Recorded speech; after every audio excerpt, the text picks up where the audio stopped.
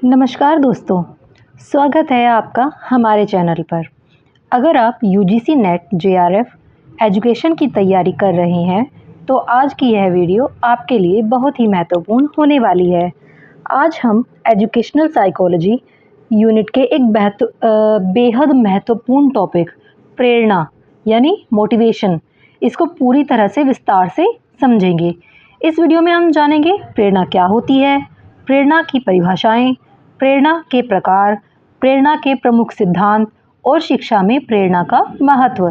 तो वीडियो को अंत तक ज़रूर देखिएगा क्योंकि यह टॉपिक यूजीसी नेट और जेआरएफ परीक्षा में बार बार पूछा जाता है। प्रेरणा या मोटिवेशन क्या है? प्रेरणा, सबसे पहले समझते हैं कि प्रेरणा क्या होती है। प्रेरणा वह आंतरिक या बाहरी शक्ति है जो व्यक्ति को किसी कार्य को करने, उसे जारी रखने और लक्ष्य प्राप्त करने के लिए प्रेरित करती है। या सरल शब्दों में कहें तो प्रेरणा वह शक्ति है जो व्यक्ति के व्यवहार को दिशा, ऊर्जा और निरंतरता प्रदान करती है। उदाहरण के लिए, जैसे विद्यार्थी को अच्छे अंक लाने के लिए पढ़ना, ज्ञान प्राप्त करने के लिए स्वयं पढ़ाई करना, प्रतियोगिता में जीतने के लिए मेहनत करना। यानी कि जब कोई विद्यार्थी अच्छे अंक प्राप्त करने के लिए पढ़ाई करता है या कोई छात्र केवल ज्ञान प्राप्त करने के लिए पढ़ाई करता है तो यह सब प्रेरणा के कारण ही संभव होता है। अब बात करते हैं प्रेरणा की कुछ प्रमुख परिभाषाओं की। हम प्रेरणा की कुछ प्रमुख परिभाषाएं देखते हैं। सबसे पहले वुडवर्थ के अनुसार प्रेरणा व्यक्ति की वह अवस्था है जो उसे किसी विशेष प्रकार के व्यवहार के लिए तैयार करती है। अब दूसरी है गुड के अनुसार प्रेरणा वह प्रक्रिया है जो व्यक्ति की गतिविधियों को जागृत, संचालित और नियंत्रित करती है। स्किनर के अनुसार प्रेरणा वह शक्ति है जो व्यक्ति के व्यवहार को किसी लक्ष्य की ओर ले जाती है। अब हम बात करेंगे कुछ प्रेरणा की मुख्य विशेषताओं के बारे में। प्रेरणा की कुछ मुख्य विशेषताएं होती हैं, जैसे पहली होती है प्रेरणा व्यवहार को दिशा देती है। यानी कि प्रेरणा जो है हमारे व्यवहार का डायरेक्शन जो है, दिशा जो है तय करती है। सकारात्मक प्रेरणा हमें सकारात्मक दिशा देगी और नकारात्मक प्रेरणा नकारात्मक दिशा देगी। दूसरी है यह व्यक्ति को लक्ष्य प्राप्ति के लिए प्रेरित करती है।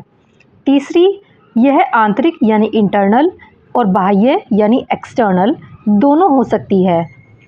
यानी कई बार हम आंतरिक रूप से प्रेरित होते हैं, जब हम स्वयं प्रेरित होते हैं, स्वयं को प्रेरणा देते हैं, या फिर हम किसी बाहरी वस्तु से जैसे दूसरों से प्रेरणा लेते हैं। चौथी है यह व्यक्ति को कार्य करने के लिए ऊर्जा प्रदान करती है। प्रेरणा जो है व्यक्ति को एक ऊर्जा प्रदान करती है कुछ समय के लिए, जिससे व्यक्ति अधिक उत्साहित होकर कार्य करना आरंभ कर देता है। और पांचवी है प्रेरणा के बिना सीखना प्रभावी नहीं हो सकता। अब हम प्रेरणा के कुछ प्रकार जानेंगे। प्रेरणा के प्रकार हैं, सबसे पहला है आंतरिक प्रेरणा यानी इंस्ट्रिंसिक मोटिवेशन। जब व्यक्ति अपने अंदर की रुचि, जिज्ञासा या संतोष के कारण कार्य करता है तो उसे आंतरिक प्रेरणा कहते हैं। उदाहरण से समझते हैं, जब कोई विद्यार्थी केवल ज्ञान प्राप्त करने के लिए पढ़ाई करता है या किसी विषय में रुचि होने के कारण पढ़ाई करता है तो यह आंतरिक प्रेरणा कहलाती है। देखिए, जब विद्यार्थी स्वयं के ज्ञान प्राप्त करने के लिए पढ़ता है या फिर किसी विषय में रुचि है, अपने अंदर से ही उसे महसूस होता है कि मुझे इस विषय में बहुत रुचि है, तो यह आंतरिक प्रेरणा कहलाती है। इसकी कुछ विशेषताएं होती हैं, जैसे कार्य करने में आनंद मिलता है और यह जो होती है यह लंबे समय तक बनी रहती है। बाहरी वस्तु से प्राप्त होने वाली प्रेरणा वह कुछ समय के लिए होती है, लेकिन यदि प्रेरणा आंतरिक रूप से हमारे अंदर से आती है तो वह लंबे समय बनी रहती है और यह सीखने में अधिक प्रभावी होती है। अब बात करते हैं बाह्य प्रेरणा यानी एक्सट्रिंसिक मोटिवेशन की। देखिए, जब व्यक्ति बाहरी पुरस्कार, प्रशंसा या दंड के कारण कार्य करता है तो उसे बाह्य प्रेरणा कहते हैं। उदाहरण से समझते हैं।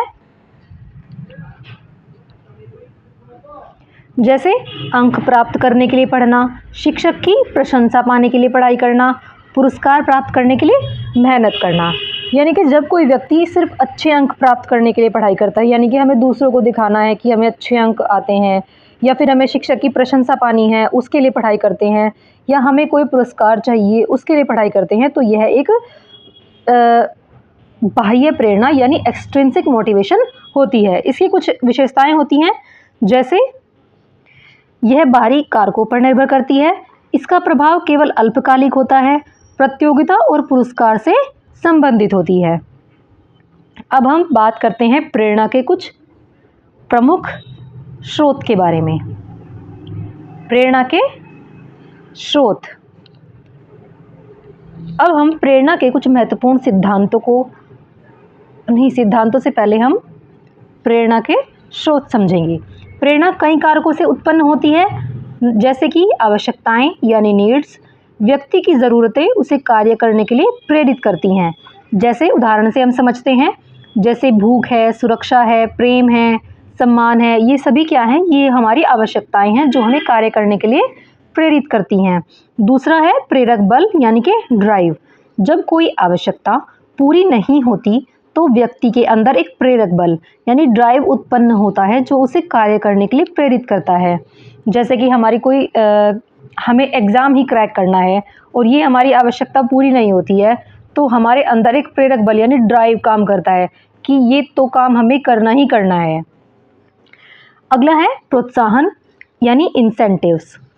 जैसे बाहरी पुरस्कार, प्रशंसा, अंक, पद आदि व्यक्ति को प्रेरित करते हैं।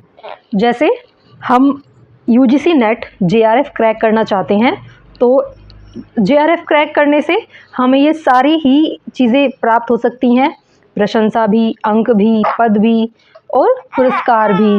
तो इसके लिए हम क्या है, बहुत प्रोत्साहित होते हैं और प्रेरित होते हैं। अगला है लक्ष्य। स्पष्ट लक्ष्य होने पर व्यक्ति अधिक मेहनत करता है और प्रेरणा बढ़ती है। जैसे कि हमारे लिए स्पष्ट है कि हमें जेआरएफ क्रैक करना है, तो हमारा लक्ष्य क्लियर है कि हमें क्या चाहिए, तो इससे क्या है, इससे व्यक्ति और अधिक मेहनत करता है और प्रेरणा बढ़ती है। इससे हमें और अधिक मेहनत करनी होगी और इससे हमारी प्रेरणा बढ़ेगी। अब आते हैं प्रेरणा के प्रमुख सिद्धांत। अब हम प्रेरणा के कुछ महत्वपूर्ण सिद्धांतों को समझेंगे जो यूजीसी नेट परीक्षा के लिए बहुत ही महत्वपूर्ण होते हैं। सबसे पहले आएगा आपका, सबसे पहला सिद्धांत है ड्राइव न्यूनीकरण सिद्धांत यानी ड्राइव रिडक्शन थ्योरी। इस सिद्धांत के प्रतिपादक हैं क्लार्क हल। अब इस सिद्धांत के बारे में हम थोड़ा सा समझेंगे कि इस सिद्धांत में क्या है। इस सिद्धांत के अनुसार व्यक्ति की आवश्यकताओं से ड्राइव यानी प्रेरक बल उत्पन्न होती है और व्यक्ति उस ड्राइव को कम करने के लिए कार्य करता है। उदाहरण है भूख लगने पर भोजन करना। यानी कि जब हमें किसी चीज़ की आवश्यकता होती है तो उस एक ड्राइव यानी प्रेरक बल उत्पन्न होता है जब हमें भूख लगती है। जैसे आवश्यकता से, भूख क्या है, हमारी आवश्यकता है, तो व्यक्ति क्या है, उस ड्राइव को कम करने का प्रयत्न करता है। यानी कि भूख लगने पर जो है हम भोजन करते हैं जिससे वह प्रेरक बल जो है वो कम हो जाए। अगला है मास्लो का आवश्यकता पदानुक्रम सिद्धांत यानी मैस्लोज हायरार्की ऑफ नीड्स। इस सिद्धांत के प्रतिपादक हैं अब्राहम मैस्लो। बहुत इंपॉर्टेंट है ये। इसके अंतर्गत आपका आएगा, मैस्लो के अनुसार मानव की आवश्यकताएं जो होती हैं वो 5 स्तरों में होती हैं। आइए देखते हैं। मैस्लो की आवश्यकताओं का क्रम। पहला है शारीरिक आवश्यकताएं जैसे भोजन, पानी और नींद। दूसरा है सुरक्षा की आवश्यकताएं जैसे सुरक्षा और स्थिरता। तीसरा है प्रेम और संबंध की आवश्यकता जैसे मित्रता, परिवार, सामाजिक संबंध। चौथा है सम्मान की आवश्यकता जैसे प्रतिष्ठा और आत्मसम्मान। और पांचवा है आत्म साक्षात्कार की अवस्था, अपनी पूर्ण क्षमता का विचार। मैस्लो के अनुसार व्यक्ति पहले निम्न स्तर की आवश्यकताओं को पूरा करता है और उसके बाद ही उच्च स्तर की आवश्यकताओं की ओर बढ़ता है। यहाँ क्रम जो है यहाँ से शुरू होता है, ये इसकी हायरार्की का एक पिरामिड ऐसे बनता है। यहाँ सबसे नीचे आती है शारीरिक आवश्यकताएं, फिर आएंगी सुरक्षा की आवश्यकताएं, फिर यहाँ आती हैं प्रेम और संबंध की आवश्यकताएं, और फिर यहाँ आती है सम्मान की, और सबसे अंतिम में यहाँ आती हैं, सबसे ऊपर उच्च स्तर पे आती है आत्म साक्षात्कार की आवश्यकता। आगे देखते हैं मुख्य विचार। इसका मुख्य विचार यह है, जब तक निम्न स्तर की आवश्यकताएं पूरी नहीं होती हैं, व्यक्ति उच्च स्तर की आवश्यकताओं की ओर नहीं बढ़ता। अब आता है प्रोत्साहन सिद्धांत यानी इंसेंटिव थ्योरी। इस सिद्धांत के अनुसार जो है व्यक्ति बाहरी पुरस्कार या लाभ के कारण प्रेरित होता है। उदाहरण के लिए समझते हैं कि बाहरी पुरस्कार या लाभ क्या क्या हो सकते हैं, जैसे पुरस्कार, पदोन्नति यानी कि प्रमोशन जिसे कहते हैं, प्रशंसा या वेतन। अगला सिद्धांत है हमारा उपलब्धि प्रेरणा सिद्धांत यानी अचीवमेंट मोटिवेशन थ्योरी। इसके प्रतिपादक हैं डेविड मैक्क्लेलैंड। इस सिद्धांत के अनुसार क्या है, इस सिद्धांत के अनुसार व्यक्ति की 3 प्रमुख आवश्यकताएं होती हैं। पहली उपलब्धि की आवश्यकता, दूसरी शक्ति की आवश्यकता, तीसरी संबंध की आवश्यकता। अगला है अपेक्षा सिद्धांत यानी एक्सपेक्टेंसी थ्योरी। इसके प्रतिपादक हैं विक्टर ब्रूम। इस सिद्धांत के अनुसार व्यक्ति तब प्रेरित होता है जब उसे विश्वास होता है कि उसका प्रयास जो है वो अच्छा प्रदर्शन करेगा, यानी कि अच्छा प्रदर्शन जो है पुरस्कार दिलाएगा। अब आते हैं शिक्षा में प्रेरणा का महत्व। अब प्रश्न आता है कि शिक्षा में प्रेरणा क्यों महत्वपूर्ण है। शिक्षा के क्षेत्र में प्रेरणा का बहुत बड़ा महत्व है। शिक्षा के क्षेत्र में प्रेरणा का अत्यंत महत्वपूर्ण स्थान है। विद्यार्थियों में सीखने की रुचि बढ़ती है, सीखने की गति तेज होती है, आत्मविश्वास बढ़ता है, लक्ष्य प्राप्त करना आसान हो जाता है और विद्यार्थियों की सक्रिय भागीदारी बढ़ती है। इससे वे अपने लक्ष्य को जो है आसानी से प्राप्त कर पाते हैं। अब बात आती है कक्षा में प्रेरणा को बढ़ाने के उपाय। देखिए, एक शिक्षक जो है वो निम्न तरीकों से विद्यार्थियों को प्रेरित कर सकता है।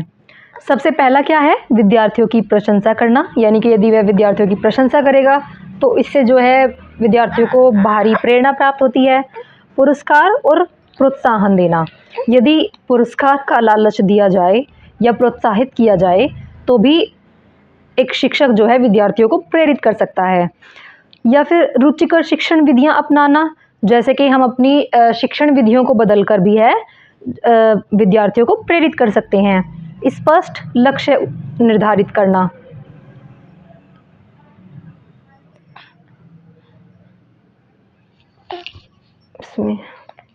स्पष्ट लक्ष्य निर्धारित करना, यानी कि जब हम निर्धारित करेंगे कि आपका यह लक्ष्य स्पष्ट है, आपको यहाँ तक जाना है, ये आपकी मंजिल है, तो इससे भी विद्यार्थी प्रेरित होते हैं। फिर है सकारात्मक कक्षा वातावरण बनाना और विद्यार्थियों की व्यक्तिगत भिन्नताओं का ध्यान रखना। कक्षा का वातावरण सकारात्मक होना चाहिए, प्रतिस्पर्धा हो परंतु नकारात्मक रूप में कभी नहीं होनी चाहिए। विद्यार्थियों की व्यक्तिगत भिन्नताओं का भी ध्यान रखना चाहिए। सभी विद्यार्थी एक जैसे नहीं होते हैं, किसी की क्षमता ज़्यादा होती है और किसी की कम होती है, तो इन भिन्नताओं का भी ध्यान रखना चाहिए और कक्षा का वातावरण सकारात्मक बनाना चाहिए। इन तरीकों से विद्यार्थियों में सीखने की प्रेरणा जो है वो बढ़ाई जा सकती है। अब बात करेंगे हम यूजीसी नेट जेआरएफ के लिए कुछ बहुत ही महत्वपूर्ण बिंदु हैं जिनसे आपके डायरेक्ट क्वेश्चंस बन जाते हैं। आपको ये ज़रूर ध्यान में रखने हैं, आपको ये सब नोट कर लेना है। ये आपके शॉर्ट नोट्स हैं, आप इनको नोट करके रख सकते हैं, एग्ज़ाम से पहले आप इनको रिवाइज़ कर सकते हैं बहुत ही आसानी से, ज़्यादा बड़े नहीं है। इससे आपका एक टॉपिक पूरा क्लियर हो जाता है। अब बात करते हैं यूजीसी नेट जेआरएफ के लिए जो बहुत महत्वपूर्ण बिंदु हैं। सबसे पहला है आंतरिक और बाहरी प्रेरणा, मैस्लो का आवश्यकता पदानुक्रम सिद्धांत, मैक्लीलैंड का उपलब्धि प्रेरणा सिद्धांत, क्लार्क हल का ड्राइव न्यूनीकरण सिद्धांत, कक्षा में प्रेरणा बढ़ाने के उपाय। देखिए ये तो शॉर्ट नोट्स हैं आपके, लेकिन इनमें डिटेल वीडियो भी बनाऊंगी मैं जल्दी, और चैनल पर जल्दी अवेलेबल हो जाएगी आपकी प्रत्येक टॉपिक की एक डिटेल वीडियो। जैसे ये थ्योरीज हैं, इन पे आपकी डिटेल वीडियो भी आएंगी। फिलहाल के लिए ये शॉर्ट नोट्स ही हैं। तो आज की कक्षा यहीं समाप्त होती है दोस्तों। आज की इस वीडियो में हमने एजुकेशनल साइकोलॉजी के जो है महत्वपूर्ण टॉपिक प्रेरणा को विस्तार से समझा है। एक टॉपिक हमारा लगभग यहाँ क्लियर हो गया है। अगर आपको यह वीडियो उपयोगी लगे तो इसे लाइक करें, चैनल को सब्सक्राइब करें और अपने दोस्तों के साथ ज़रूर शेयर करें। और अगर आप यूजीसी नेट जेआरएफ एजुकेशन की तैयारी कर रहे हैं तो कमेंट में ज़रूर लिखें, ताकि हम आपके लिए ऐसे ही महत्वपूर्ण टॉपिक्स लेकर आते रहें। धन्यवाद।